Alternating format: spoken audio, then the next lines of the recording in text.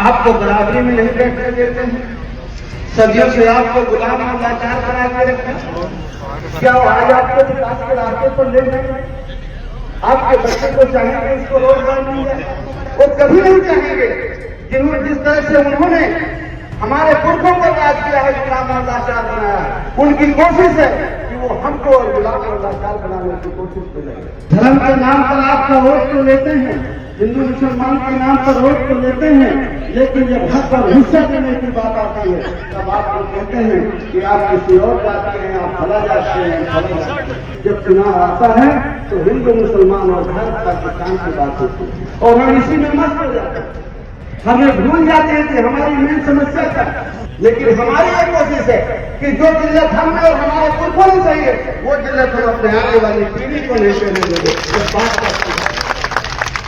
सैद्धांतिक और व्यावहारिक बात कुशवाहा साहब मैं आपसे कहने में ज्यादा नहीं कहना चाहता। अधिकार पार्टी या किसी और से समझौता भी हो, अभी कोई संभावना नहीं है। इनके उम्मीदवारों को जिताइए। लोकसभा चुनाव में समाजवादी पार्टी राष्ट्रीय महासचिव रामगोपाल यादव का वो बयान याद है जब रामगोपाल यादव ने एक चैनल के इंटरव्यू में कह दिया था कि देख लेना जौनपुर में बाबू सिंह कुशवाहा की ही जीत होगी। बाबू सिंह कुशवाहा बड़े मार्जिन से चुनाव जीतने जा रहे हैं। लेकिन अब जैसे जैसे उत्तर प्रदेश विधानसभा चुनाव करीब आ रहा है तो लगता है कि बाबू सिंह कुशवाहा की पॉलिटिक्स अब सपा को सूट कर रही है और बाबू सिंह कुशवाहा के साथ सपा के कई कार्यक्रम एक साथ देखे जा रहे हैं।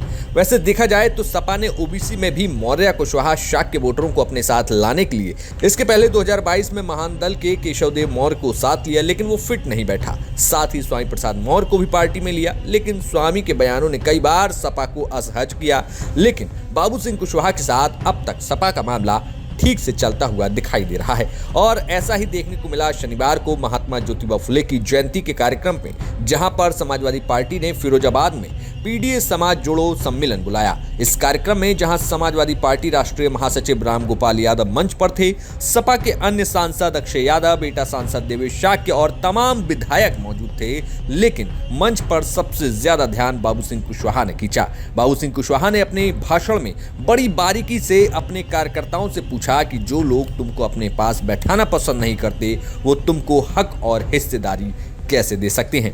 राजनीति बस एक काम नहीं करती जो प्रकृति की चीजें हैं, ज्यादा गर्मी बरसात धूप जो नेचर की चीजें हैं, बाकी कोई ऐसी चीज नहीं है जो राजनीति कर रही है। जिस दिन राजनीति के बारे में सही फैसला लेना सीख जाओगे उस दिन आपके और आपके बच्चों के विकास के रास्ते। जरा सोचिए कि जो लोग आपको छूते नहीं है, आपको बराबरी में नहीं बैठने देते हैं, सदियों से आपको गुलाम और लाचार बना के रखते हैं, क्या आज आपको विकास के रास्ते पर ले जाएंगे? आपके बच्चे को चाहेंगे इसको रोजगार मिल जाए, वो उसकी बराबरी में खड़ा हो जाए? वो कभी नहीं चाहेंगे। जिस तरह से उन्होंने हमारे पुरखों को राज किया है, गुलाम और लाचार बनाया, उनकी कोशिश है कि वो हमको और गुलाम और लाचार बनाने की कोशिश करें। लेकिन हमारी ये कोशिश है कि जो जिल्लत हमने और हमारे पुरखों ने सही है, वो जिल्लत हम अपने आने वाली पीढ़ी को नहीं करने देंगे। इस बात का और जिस दिन आप इस बात को जान जाएंगे उस दिन आपके और आपके बच्चों की गुलामी की जरूरत है। भारत का संविधान जो फटकता है उनकी नजरों में, इसलिए कि दलित को, पिछड़े को, आदिवासी को, देश के गरीब को अधिकार देता है, बराबरी का दर्जा देता है। इसलिए भारतीय संविधान में खटता, इसलिए लेकर लेकिन कम से कम जिसके हित में है वो संविधान, वैसे जब पूरे भारत देश के हित में है तो हमारी जो बहनें हैं भारत की, वो किसी समाज की हो, उन सबके हित में भारत का संविधान है। लेकिन जब हम जातियों में बढ़ जाते हैं तो हम अपना हित और अनहित नहीं सोच पाते। आज मैं इस मौके पर इतना ही कहूंगा कि आप सब लोग मिल करके, इकट्ठा होकर के, चाहे हमारे जन अधिकार पार्टी के साथी हों, चाहे हमारे समाजवादी पार्टी के साथी हों, एक एक जगह जाकर के आज से ही हमें जागरूकता फैलाना है, राजनीतिक जागरूकता फैलाना है। और इतना ही नहीं, बाबू सिंह कुशवाहा ने साफ कह दिया कि आप हमारी बात मत सुनो और हमें वोट दो या ना दो, लेकिन अपने बच्चों के बारे में सोचो और उनके लिए वोट करो। अपने बच्चे के हित के बारे में सोचो। मैं ये भी कहता हूँ कि आप मत सोचिए हमारे बारे में, मत खड़े होइए आप हमारे साथ, आप अपने और अपने बच्चों के साथ खड़े होइए। स्वार्थी बनिए। जिस दिन आप स्वार्थी बन जाएंगे अपने और अपने बच्चे के भविष्य के बारे में सोचते रहेंगे, उस दिन सारी समस्या का समाधान है। आप देखिए कि आपके बच्चे को कौन आगे बढ़ाना चाहता है, कौन उसकी शिक्षा की बात करता है, कौन उसके रोजगार की बात करता है, कौन किसान को खाद की सब्सिडी देना चाहता है, कौन उसके कर्ज माफ करने की बात करता है। जिस दिन वोट देते समय ये सोच कर वोट देंगे, उस दिन आपकी सारी समस्या का समाधान होगा। वहीं रामगोपाल यादव ने भी मंच से इशारों में जन अधिकार पार्टी से सपा के गठबंधन की बात कह दी। रामगोपाल यादव ने कहा कि आगे आने वाले चुनाव में साथ में चुनाव लड़ा जाएगा।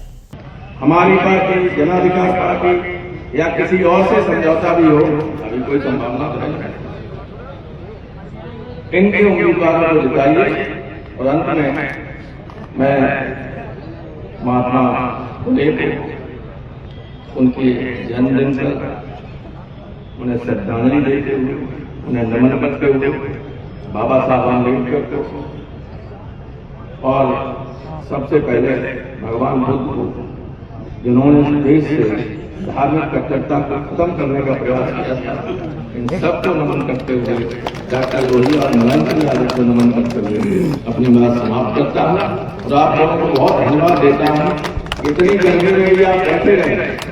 उत्तर प्रदेश की राजनीति को देखें तो मौर्य कुशवाहा शाक्य वोटर ओबीसी वर्ग में बेहद अहम माना जाता है। सपा के गढ़ में जहां शाक्य वोटर हैं, तो वहीं पूर्वांचल में मौर्य और बुंदेलखंड में कुशवाहा वोटर कई सीटों पर हार जीत का फैसला करते हैं।